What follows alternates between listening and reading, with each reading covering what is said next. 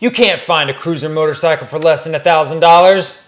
And that's probably what you're thinking. But after having bought several $1,000 motorcycles for myself, I've realized that oftentimes you're not buying a $1,000 motorcycle, you are actually buying somebody else's problem. Oh, yeah. And in just a few minutes, we're gonna tell you exactly how to avoid that. So stick around at the end of this video. We promise we are going to show you how to win when it comes to buying a cheap used motorcycle. Go ahead and jump to the first one. I believe it's a Honda Rebel 250. Yes. This is a very popular, reliable bike out there. Why it's a good bike under $1,000. This is a great bike under $1,000 because you can find it under $1,000. So check, right. One, the most important. Secondly, old Honda, definitely gonna be reliable. Everything is dirt cheap, and it is also known as just like a classic starter bike, which if you're just trying to try out motorcycling for the first time, you don't want to, go out and spend $30,000, $40,000, $50,000 on a new Harley. Just get out and try something. The Rebel is going to get your feet wet without hurting your wallet.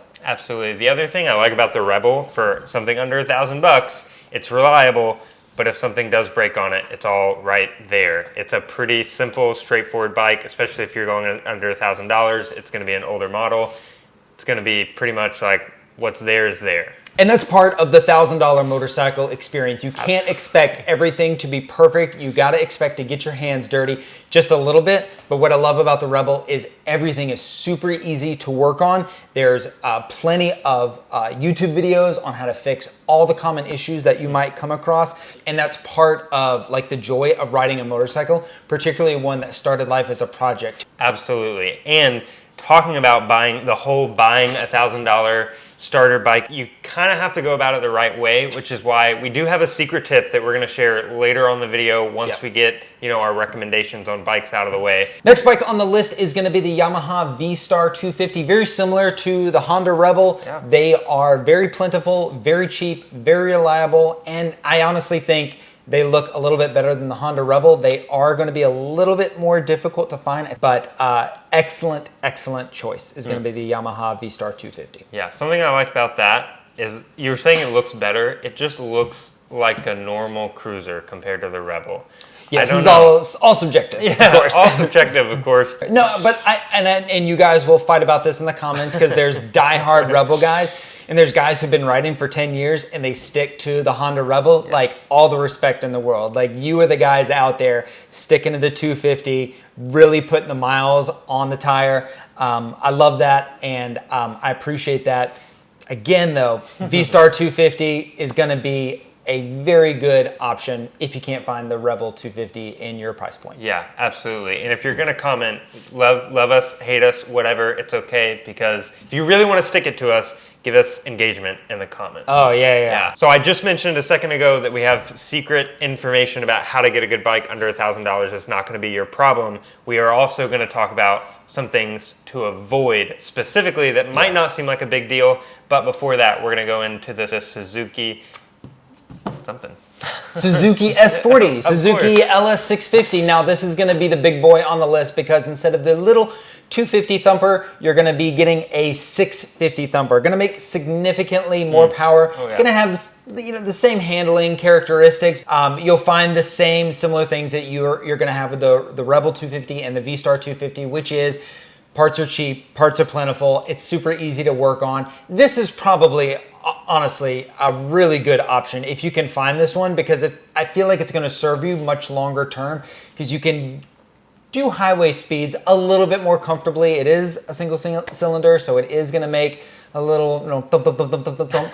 But at least you'll be doing highway speeds. You're not going to get quite as run over, potentially, God forbid, as you would on a smaller bike, but definitely a very good option. Many of them can be found for less than $1,000. Man, absolutely. And this kind of leads straight into that secret tip we're going to give. Yes. As you go up higher, you'll be able to find Rebel 250s. You'll be able to find the V-Star 250s pretty easily. Once we get to the S40, you might have to start searching a little bit longer, and that's the secret tip, is patience. As the longer you're searching marketplace, the longer you're, kicking tires, asking around, that's going to be your key to finding a good bike for under $1,000. Yeah. You're just waiting for somebody, they've been taking care of it for 15 years and they just want to get it gone now. Right. And so the real tip is to first be patient, but it comes with then not being patient. So when the $1,000 bike gets thrown up on Facebook Marketplace, you have cash in hand, you have a truck lined up, you have a trailer lined up, and you're ready to go and pull the trigger. Believe it or not, if it's a half decent motorcycle at $1,000, God forbid you can't fix it, it doesn't run, it's a piece of crap, whatever happens, you could probably resell it for darn near close to $1,000 at the end of the day. So you're not taking a whole lot of risk, but that's the second key that goes with the first. You got to be patient until it's not time to be patient anymore. When the opportunity presents itself, you got to take it. Yeah, because if it's a good deal, it's going to go quick. Patience in mind, there are some bikes that rarely can dip down to right at the $1,000 mark, or maybe a little bit above, or maybe they're just in slightly, you know, not perfect condition. Maybe they've been sitting a little while. Let's look at those, because you could possibly find yourself into one of these. Yeah. The other thing that I will mention, because we mentioned 3 bikes. We mentioned the Rebel 250, V-Star 250, and the Suzuki LS 650 or S40. What's great about these is that they are all single carb bikes. So what most often happens when people buy these and they're ready to get rid of them, they've been sitting, and then of course you get your carburetor filled with gunk. Because these are all single carb motorcycles, they're very easy to clean, very, very simple. It sounds like, oh, you know, rebuilding a carburetor, this is something only a professional mechanic can do. No, you can do it at home with a toothbrush, with some brake cleaner, a couple other little hand tools. Yeah. It's very, very simple, and it's a great introduction to learning how your motorcycle works. So definitely not too intimidating for literally anyone, even if it sounds like it is, just based on what you might have heard. So that's gonna be the next tip. Like, don't be afraid to buy one that's been sitting. The one thing you do wanna look out for, if it has been sitting a while, you wanna make sure the tank is pretty rust-free. If it is full of rust, you maybe want to account for $100 extra, because that is the next thing that happens. Your carb gums up, you need to rebuild the carb, but if the gas has been sitting there a very long time, then the gas tank's going to be full of rust. You can repair them.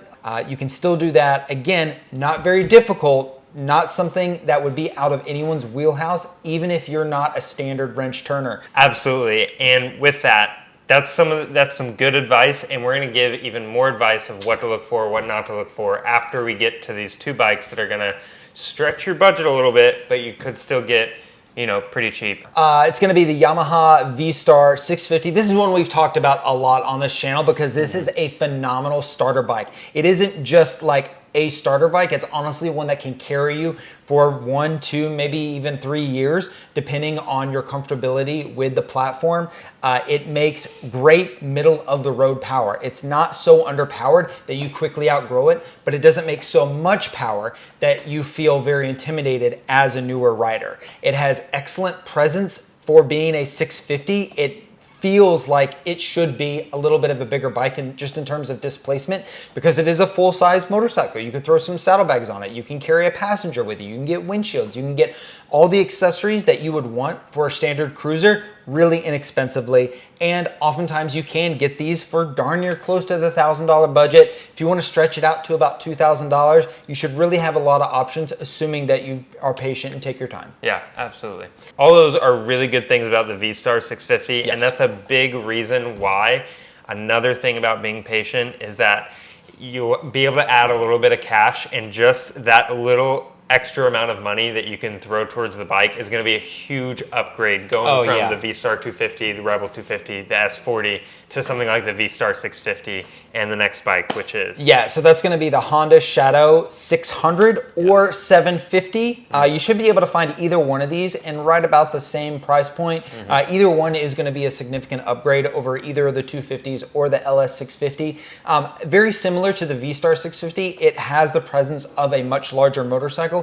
And again, it could carry you from being a new rider up, 1, 2, 3 years of comfortability. You can very comfortably do highway speeds. It does have the classic motorcycle look. You can't throw saddlebags on it. You can't put a passenger seat on it. You can't put a sissy bar on it. You can take your friends around. This is a great middle of the road bike if you can stretch the budget out just a little bit longer. And in most cases, I would encourage folks, unless you're just trying to bare bones it, get the cheapest bike possible just to get a leg over a bike. Listen, hey, I am right there with you. All I want to do is ride motorcycles all day. So if that's you, you're like, hey, I got $1,000. That's all I'm going to do. I want to spend it so I can ride.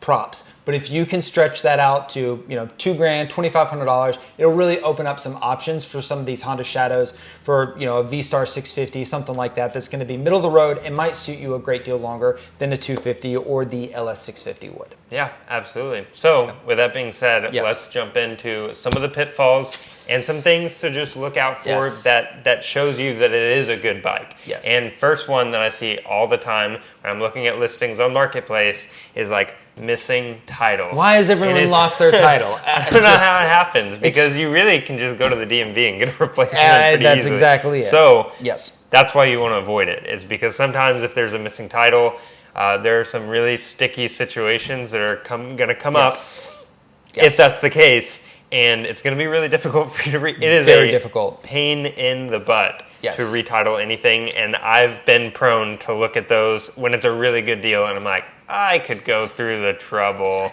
And this is why you got to be careful on Marketplace, because the number of people that have promised me that I can get a title at the DMV with the little bill of sale that they just printed out from their computer is shocking. No, you can't, and it's not going to happen. And I'm sorry, just get a bike with a clean title, check the VIN, make sure it matches the frame. These are all very simple, basic things that if you bought a handful of motorcycles, you'll already know. But if you're looking to buy a $1,000 one, just double check these things. If that's the difference in getting a bike or not, you'll go through less trouble just getting a job at the gas station to make the couple extra $100 to then 100%. go buy a motorcycle 100%. than going through the whole retitle process. Yes. Yeah. Nightmare. Avoid that at all costs. Yes. Something that you can look for on a bike when you're picking it up, even if it's just trying to like turn over, you should be able to check compression. So how would they actually? Yeah, so you can get a $40, $50 motorcycle engine compression test kit from Harbor Freight. If you plan on buying a bike that you know is going to be a little bit of a project, this is a little bit of cheap insurance, because really all you need is the compression tester and a new battery, or a good battery, I should say, if the motorcycle that you're testing doesn't already have a good battery. If it doesn't, in most cases, if I'm running a compression test, it's because it's been sitting forever. And so what that's going to do is really going to tell you the health of the engine itself. The compression numbers that you're going to look for are going to vary depending on the type of motorcycle that you're looking at. But whatever it is, you want to make sure that you know beforehand what the compression should be for that model specifically. So you're gonna wanna look that up well in advance. But again, $40 compression tester, maybe $50, a new battery or a good battery that you can bring out. That's gonna give you a little bit of insurance when you go out and buy one of these project bikes. Yeah, $40, $50 could save you a whole engine. If it you just check it definitely could. Another great thing that you can do before going out to buy a bike, before checking if everything's good with it, is watch some videos on YouTube of things to check for. Just like a 10-minute video out there could really save you on the buy. One video in particular, it's a video that we posted a while back, and it was how to sell a motorcycle on Facebook Marketplace by lying. By lying. It is all satirical, obviously, but these are all things that we find in listings, and it's funny to watch. So go ahead, check out that video after this one.